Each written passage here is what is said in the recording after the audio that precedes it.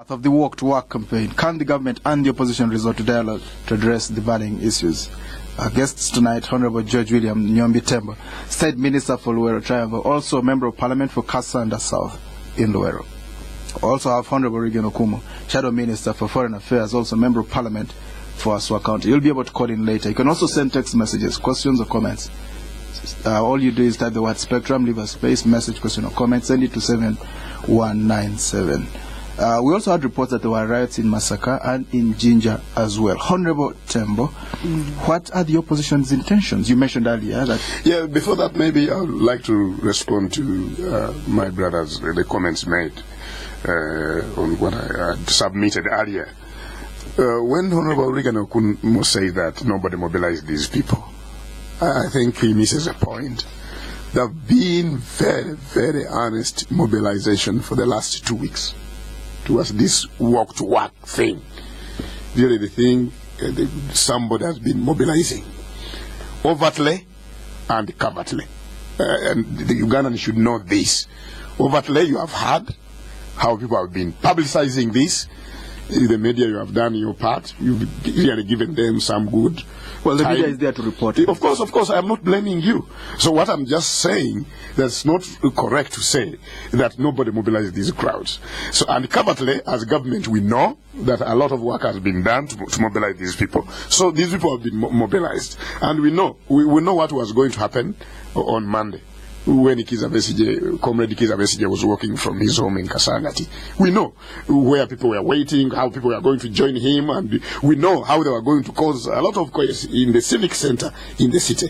We know all this. So really, police doesn't just react out of, they react out of some information which they have, which you may not have, which I may not have. But of course the police, as people who are enjoined on keeping law and order, they always have this information. And when you see them reacting, sometimes, of course, sometimes I should say this openly, sometimes even with myself when I watch, I can see some individuals in the police, individual officers, using some really excesses.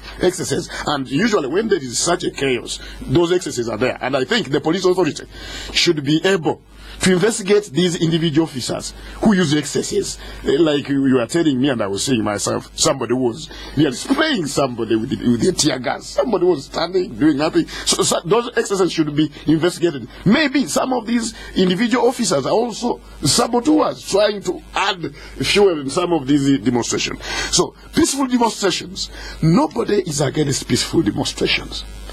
But I always ask, when do you know when a peaceful demonstration will turn violent? When do you know? You never know as an individual. But the police, it has undercover operatives, it receives intelligence, they will know that this is going to be a peaceful demonstration.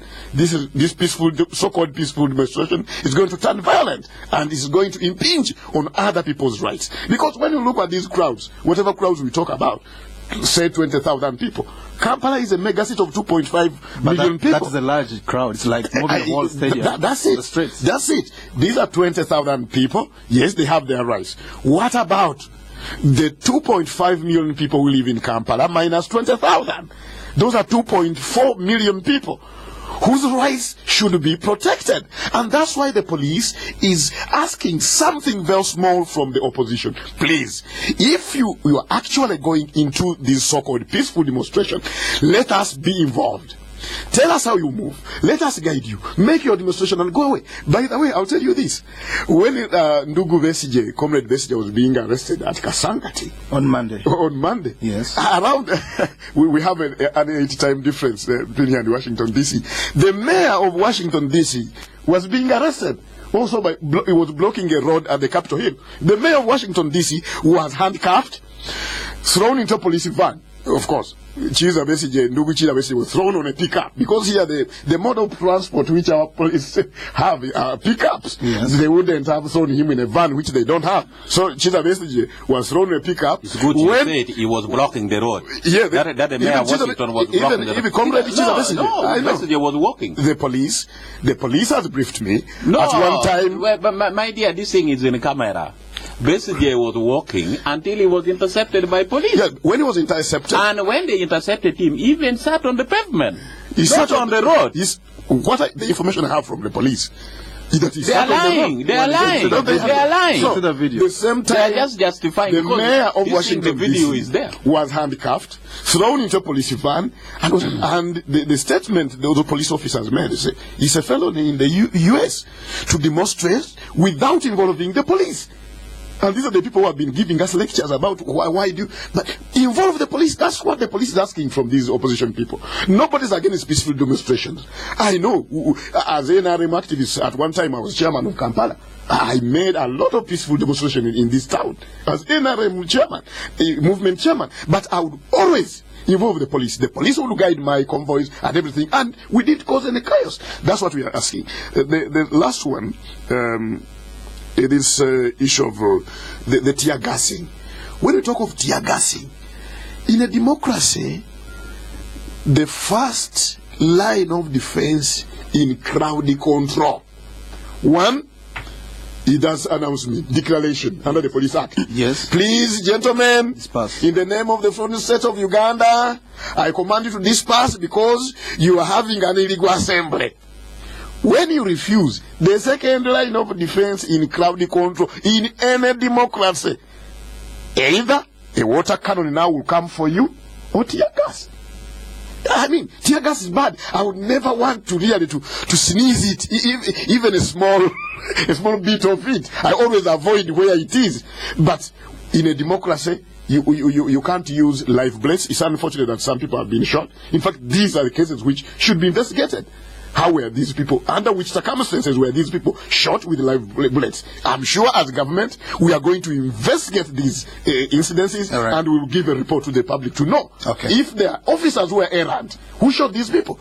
These people will be taken as criminals, they will be prosecuted, and they will be arrested and will be taken to prison.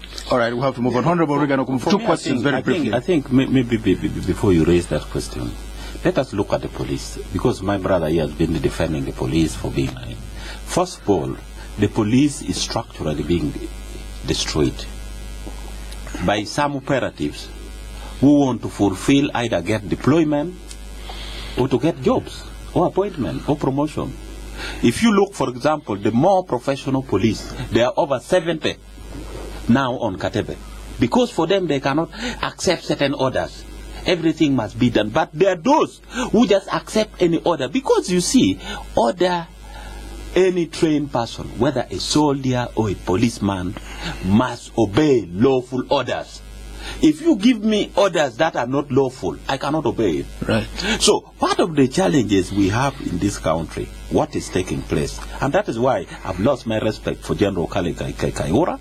I think he must resign as a demonstration of the failure. I think he's one of our best. Yes, so he must resign. I've lost my respect for people like police spokesperson Nabakoba. They are just looking for jobs and promotion, and they defend anything that come up. Because really, honestly speaking, this work to work, we have seen, I just gave an example, that some of the MPs and some of the people who sleep through, actually you were very helpful, you the media people. You captured them, they walked very long distance. Like Oto walked from his home, you know, Kajanze area up to town, up to Parliament. And nothing, by the way, nothing really happened. And so many people walked. And I watched the police. Many people walked to work. And I watched the police. Quite a number of them were not arrested. When they were engaging, for example, on Ginger Road here, when they were engaging Abdul Katuntu, Jack Sabete, and said, really, these people asked him, why are you stopping us? That we can give you transport.